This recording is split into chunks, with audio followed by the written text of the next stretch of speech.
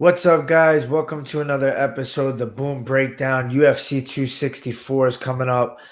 This is exciting stuff. I'm just so happy to see, a Conor McGregor fight week with all the fans and all the media involved.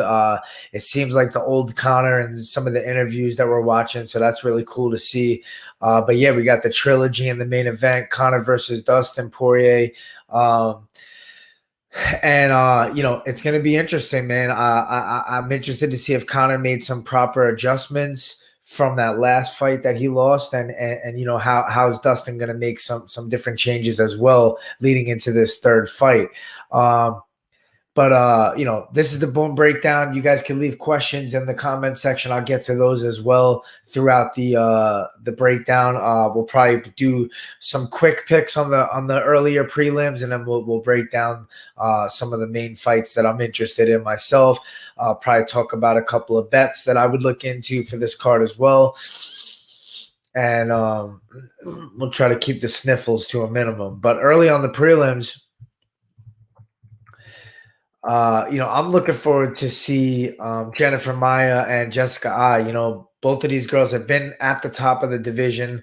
Maya has that amazing ground game, and we saw her, cause a little bit of issues for Shevchenko in some parts of that fight, but nothing too serious. But we did see some nice takedowns, and we saw some positions that she got in that fight, and that's against the best girl in the world at that weight class. So, that was interesting to see. She does have power in her hands, but I would give the boxing edge to Jessica Ai, who has opted out to do any media for this fight. I don't know why that was the case, but obviously she might just want to have dialed in and stayed focused and not dealt with the media. She always seems to have some kind of chip on her shoulder with interviews, and something's bothering her. And she's always got like some kind of bone to pick with somebody, it seems. But yeah, I haven't seen much interviews leading up to this fight with her.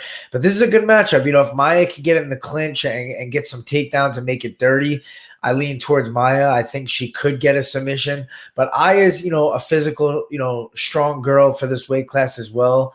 She does hit hard. I think, she's smart with her boxing.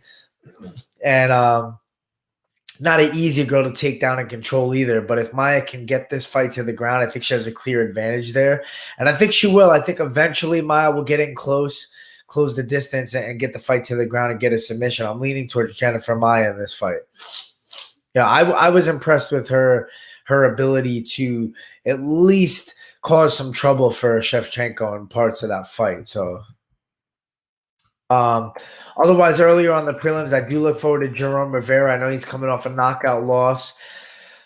He's fighting Zhalgas Zhumagulov, and I think Jerome Rivera for flyweight is a very tall, lengthy flyweight. If he could utilize that reach and that range and just stay out of the grappling realm of things in this fight, I think he could do really well in the striking area and pick Zhamagulov apart and get a decision victory. Also, we got Amari Akhmedov versus Brad Tavares. I've always been impressed with Tavares' takedown defense. I know Akhmedov is primarily a wrestler, but he does have heavy hands, and he does have a stiff stance. He's not the type of guy that has fancy striking and is going to throw a lot of tricks out there. But he's essentially looking to take your head off with hooks and looking to get the fight to the ground. I just think Brad Tavares is just a better athlete in this fight, and I think he's going to have good movement. He's going to be able to utilize his kickboxing and avoid the takedown. That's what I see in this fight. I think Tavares will probably be able to get a decision victory by picking Amari Akhmedov apart on the feet, landing some good leg kicks, some good boxing. But he just has to avoid that takedown, because once Amari Akhmedov gets you down, starts finding his range with the wrestling, he just kind of keeps guys where he wants, and he's smart on the ground. He has good ground and pound and good positioning, and it could be the end of the fight for you if you lose a couple of exchanges in the grappling realm of things with Akhmedov. So I think Tavares, though, will avoid that and just pick him apart on the feet and possibly get a late TKO. We've seen Akhmedov fade, but I'm going to lean towards the decision because Akhmedov is a tough guy, hard to finish.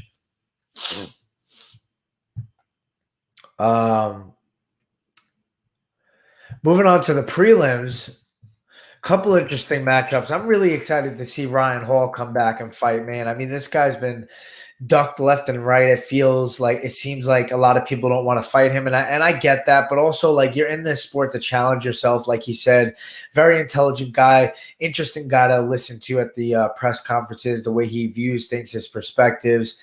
Um, excuse me. But Topuria is an undefeated prospect that's looking like a savage, heavy boxing, also a black belt on the ground. But I just think there's levels to this. Hall is a guy that can utilize his striking now to kind of lure you into a grappling situation. His striking has improved, though. Obviously you got to watch out for leg locks and you got to watch getting entangled with him. But his striking has become a little bit dangerous because guys are so weary of the grappling that, he lands a spinning wheel kick or something fancy on the feet on you. But he's a guy that's willing to get wild and crazy because he has nothing to lose. If he ends up on his back, he's in the best position possible for himself. So he could get reckless and throw crazy, fancy, wild things on the feet if he really wanted to, because if he falls, if you take him down, he's not really worried about that. He pulls guard, he rolls for Imannares and does crazy fancy stuff like that. And Topuria is a strong, compact featherweight, throws heavy inside boxing. And we saw him land that hard body shot against Damon Jackson. That dropped him and really had him hurt. So you got to watch out for if you get close and inside with this guy. He's got crazy power. He mixes up head to the body really well. And I'm interested to see this fight hit the ground because I know Topuria is a black belt too, and he's undefeated. He speaks that he doesn't see anything special in Ryan Hall, which I don't know if that's just gamesmanship or not, but you got to imagine he's thinking, don't get entangled on the ground with this guy. That's where he wants it. Obviously Topuria has the power advantage, the boxing advantage on the feet. But this is going to be an interesting fight, man. Finally, Ryan Hall, he's been gone for a while, but he says, ring rust isn't a thing. So, yeah, I believe him when he says it because he just seems like a guy that doesn't really buy into that stuff or overthink things. Nico Price, Michael Pereira. Nico Price, he says he stopped the marijuana. He's clear-headed. He's even more hyper. So expect wildness from this guy. He has finishes off his back with hammer fist and weird positions. Awkward guy to fight. Not the most traditional striker, but he's a good striker, but he can finish the fight anywhere, and that's what's interesting about this fight because you got two like unorthodox guys. Michel Pereira, he looks like he honed things in his last fight. He was really, really wild in his debut, but then it kind of started to taper off, and now it seems like he has a better handle on things. He understands how to use his energy a little bit better, and he's not doing backflips and cartwheels in there, but he is still staying somewhat true to himself, and he is still a wild man in there, but just slightly more calculated, I feel like, and that's been amazing for him. I feel like that's done wonders. So I could see Pereira being just a little bit too physical for Nico Price. He's a big, strong guy for welterweight, but Nico Price has fought the better competition over his UFC span, so that could play a role in this fight as well, experience and stuff like that. I would give the edge to Nico Price on the ground, but not a huge edge. I mean, he's able to create crazy scrambles, but I don't know if the fight will go to the ground just because, Nico Price not knowing to be a heavy wrestler, grappler, try to constantly take you down. And either is Pereira. I just feel like this fight's going to be like a crazy, wild striking battle. Could be fight of the night, and it's going to be all over the place, right? So expect a crazy fight in this one. I'm going to lean towards Nico Price, though, just based off of where it seems his head is at. He's fought the better competition. He's coming off that fight with Cerrone. I know it was a draw, but he took a lot of positives out of it, and he did look good in that fight. So I'm leaning towards Price.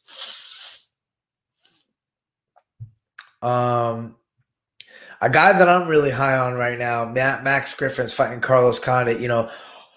I'm leaning really heavily towards Max Griffin. I just feel like this guy has found the mental groove of things. He has that enjoyment for fighting, but also that killer instinct mixed well together in his fights lately. Uh, he's looking better every time out there. And Carlos Condit has been in there in so many wars. He's been in the cage so many times. And yes, he looked good in his last fight out, but I just feel like as far as UFC fights go, the younger, fresher guy, Max Griffin, is just going to have a lot more to offer in there. I feel like he's just going to be a little bit sharper everywhere. Carlos Condit might have the better jiu-jitsu off his back, but I think Griffin will have the better, well-rounded game in there, a little bit more power on the feet, a little bit more aggression, a little bit more willing to try to finish the fight, And I think that's going to be the difference in this fight. Condit is great with his elbows, his flying knees, his kicks. He does have great technical skills on the feet and on the ground, but I just think Griffin just has that lion in him right now, that killer instinct. It might just be a little bit too much for Carlos Condit at this point in his career, where I think he's looking to fight a little bit smarter than in the past. So I'm leaning towards Max Griffin in this fight, probably by TKO or decision. But I think a late TKO by Max Griffin. Moving on to the main card.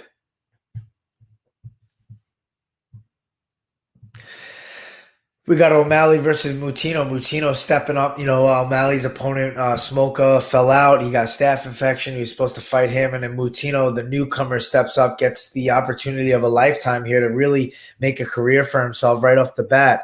And, O'Malley, was supposedly going to fight Simon. I was on the list, but I think he wanted to stay at bantamweight. We thought he was down for featherweight because he spoke about being down for it, but obviously he was in the peak of his camp and he wanted to, stick to bantamweight. I understand it. So the UFC found him a newcomer to fight that will meet him at bantamweight, not the biggest bantamweight, probably why he's willing to, make the weight on 9 days. Curious to know where his weight was at when they called him. But yeah, O'Malley, this is a guy I've seen Moutinho fight. He's fought one of my teammates, Ashik, and he's a tough guy. He's a durable guy. He's a scrappy guy. He's got well-rounded skills. I know he wrestled in high school, but I just feel like O'Malley's going to be a little too much. The stage might be a little too much. O'Malley starts fast. Moutinho known to start a little bit slower. And if O'Malley's starting fast and landing kicks and flashy stuff, and you're kind of on your back foot right off the get-go, it's going to be an issue. Once you try to get going, he lands that crisp left hand or that right hand. He's got power in both hands, but more accuracy and speed, I feel. If I'm Moutinho, I'm charging at O'Malley early, trying to get my hands on him, put the pressure on him, forward pressure, and just try to get your hands on him and slow him down. O'Malley likes to move a lot. He's bouncing all over the cage. He's throwing kicks. He's setting up stuff. He's trying to get into a rhythm. So you got to put a stop to that rhythm and get in his face early. I just think that it's a little bit too much for Moutinho's debut. I don't know enough about him to just say he's not good enough to beat O'Malley, but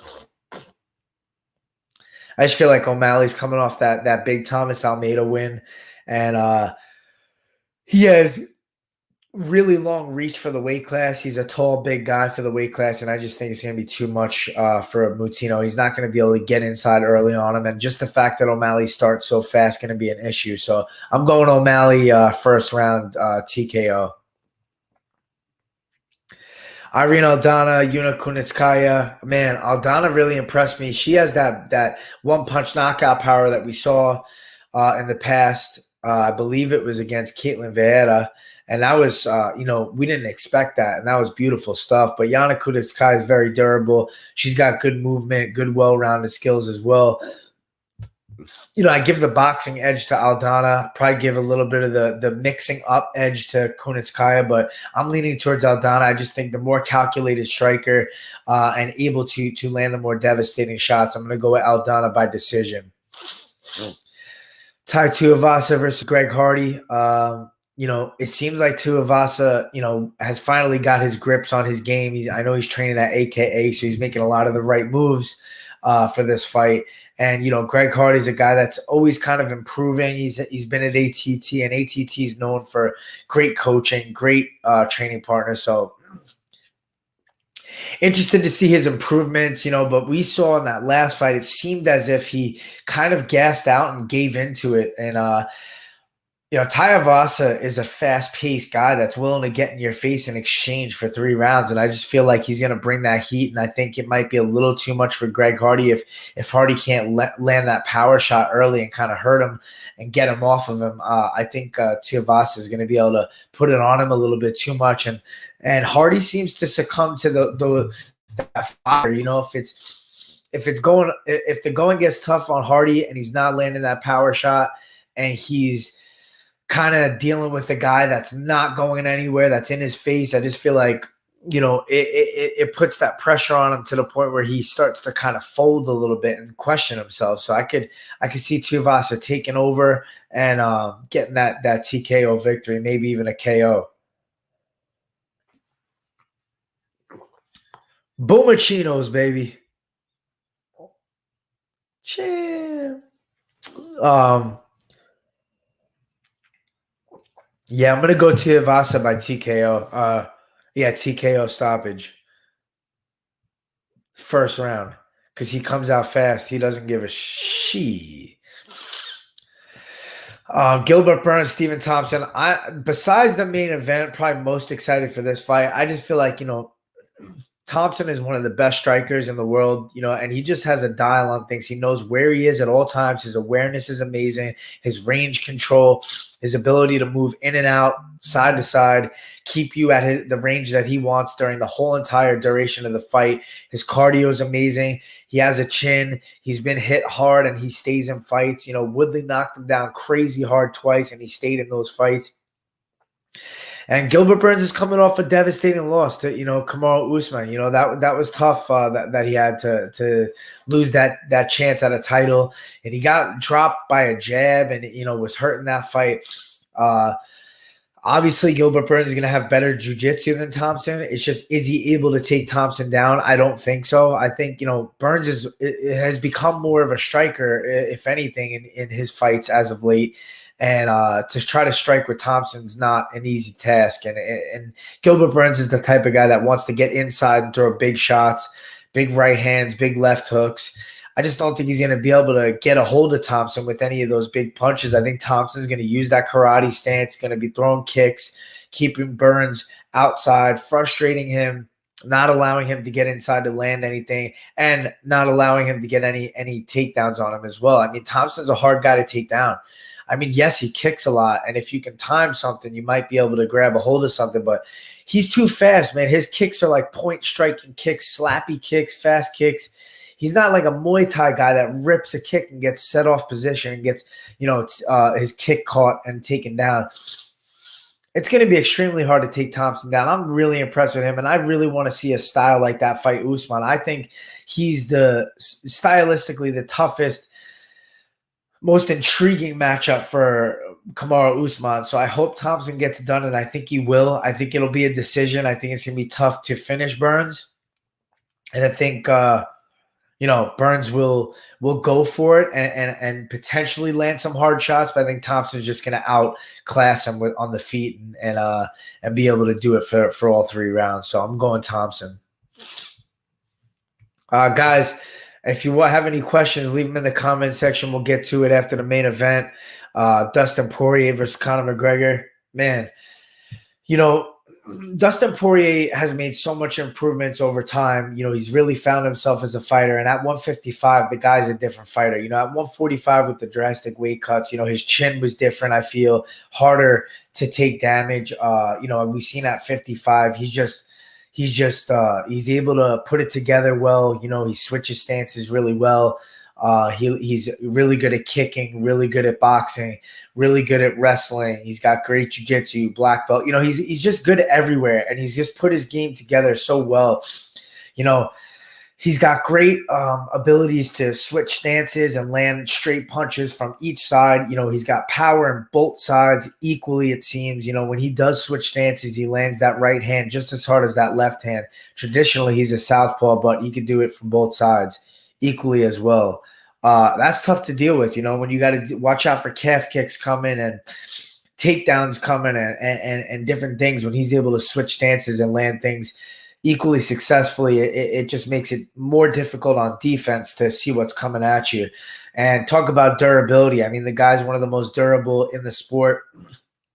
He's had some wars, but Conor McGregor has that type of precision, that type of death touch, where if he lands the shot in the right place, the durability goes out the window, because it's good night. It's you're all out of sorts. You're either out cold or you're on wobbly legs, and he lands one or two more and finishes you. To me, the big telltale is, do we have the old Conor McGregor here, the fired up Conor McGregor, which it seems like we do in the interviews as of late. He seems like he has that intention to kill, like he did on the come up. And, we don't know if that's real Conor vibes or if that's just showmanship, but I feel like, it seems like he's made the adjustments, with his camp, getting away from his family, making sure he's dialed in, making sure he's doing the right things. He's focused. He's recovering right. He's not dealing with his family. And this is psychological stuff, man. Fighting is a lot mental. And for some people, you got to do those things to really dial in mentally. And it seems like for him to be away from his family, his kids, it just brings that savagery back. Like he said, it's hard to get done with practice and go feed babies, and take care of babies. You're going to have a soft side to you that's there.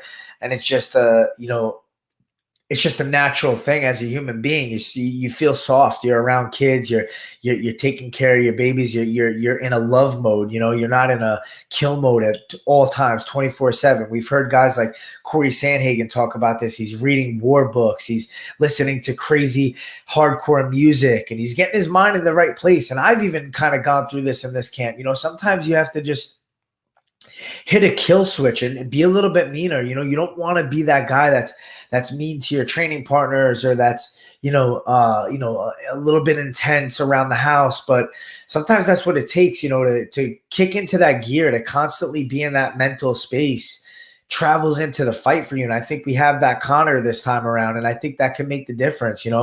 Both guys have great striking skills. Both guys have power, but I would lean towards Conor with that one punch kill power where he puts your lights out. Poirier is definitely the more durable guy. If the fight goes on longer, he's going to get into a groove, and he's going to be finding himself and landing more shots and figuring out how to, get you on your back foot and get you tired in there, because Poirier does not go away and does not fade.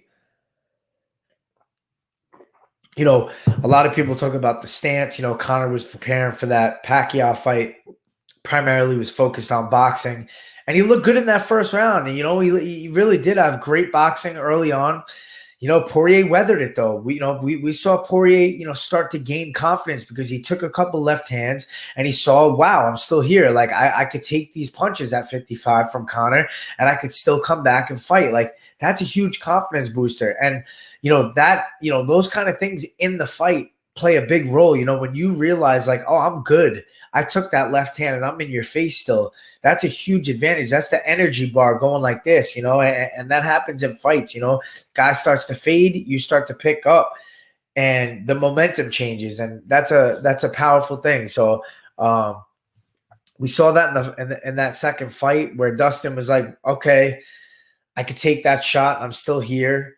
I'm not gone. I'm not on the ground hurt. I'm still in his face, able to fire back and land my own shots. And we wonder, did Conor McGregor work on that wrestling defense? Is he sharper with the mixed martial arts? We talked about boxing versus mixed martial arts. This is an MMA fight. This isn't just boxing, man. We're not just striking. You got to have everything, everything lined up in a row, be on your P's and Q's with takedown defense, with stance, with range, with jiu-jitsu, with everything. And Dustin Poirier landed an easy takedown in that fight early on. I don't think he's going to in this fight. I think it's going to be a lot harder to land any takedowns on Conor. I do think Conor's going to start fast. That's what Conor always usually does. And I think that he's going to have to put Poirier away early if he's going to win this fight. He's got to hurt him. He's got to put him away in the first or second round, or else it's going to get worse and worse for him. Honestly, I just feel like it's a different Poirier right now. I just feel like He could take those shots better at 55. Finishing Conor in that last fight gives him even more of a confidence boost going into this third fight. And it just seems like he's in the right mental space to carry on and keep the same momentum going on in this fight. I think Dustin Poirier is going to get it done again. I think it's going to be maybe a little bit later in the fight. I think Conor will start sharp, and I think Poirier will have to face some adversity. But I think Poirier might either hurt Conor in the third or the fourth round and maybe even latch on to a submission. But most likely we see a similar finish, like a TKO. So I'm leaning towards Poirier by TKO. We got any questions? See what we got.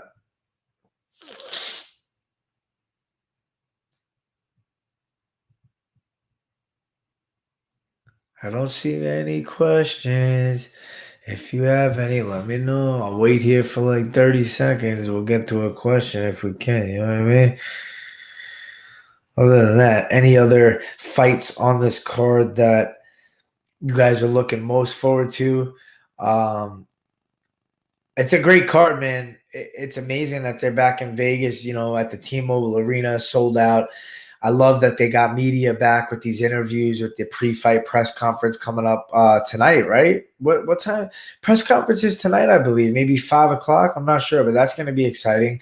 I'm sure we're going to see wild Conor. I mean, he seems quite on edge in the interviews that I've seen so far, so I think that's good. That means that he's in the right space, in my opinion. So.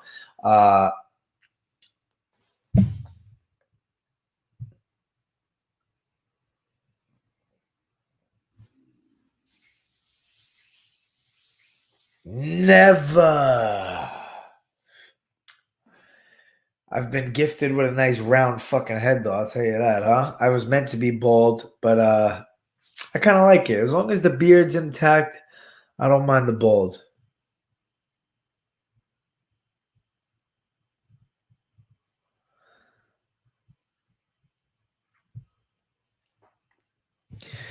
Yeah, you know what, man? I don't know if this guy's gonna get into that range of kicks or land any of those kicks. It seems like O'Malley's movement is where he feels comfortable, and like if you're constantly out of range, in and out, and you're fast with your feet, like it's hard to kind of get a hold and get a grip on that. So I don't think the calf kicks are gonna be big. And honestly, O'Malley landed like a bunch of hard calf kicks early on Cheeto before that too, but he definitely has like a fragile side to him. If he does get caught with a couple of hard shots, it could definitely affect him for sure.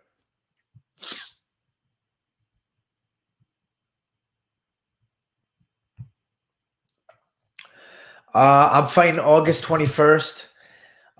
Been training hard, been trying to eat really clean. This is gonna be my first time back down at 135 and since January of 2020. That was the last time I made 135. So it's been quite some time. We got about 7 weeks, 6 weeks from now. Yeah, like 6 weeks from now, I'm fighting. So we got plenty of time. But I've been on my diet. I was like 158 like a week ago, week and a half. Let's hope that's down to like a 155 ish at least now. But trying to get myself down to the low 150s and hang around there so I can get a grip on this weight, make the weight cut easier. I fucking hate weight cuts. But thank you guys for tuning in. It's been fun to get back on this. We got the new setup here, so hopefully we could do more of these more consistently. UFC 264 is going to be a lot of fun. Can't wait to see it. Thank you guys. Give me a thumbs up. Subscribe to my YouTube channel. Follow me on Instagram, Twitter, Brian Boom 135. Boom.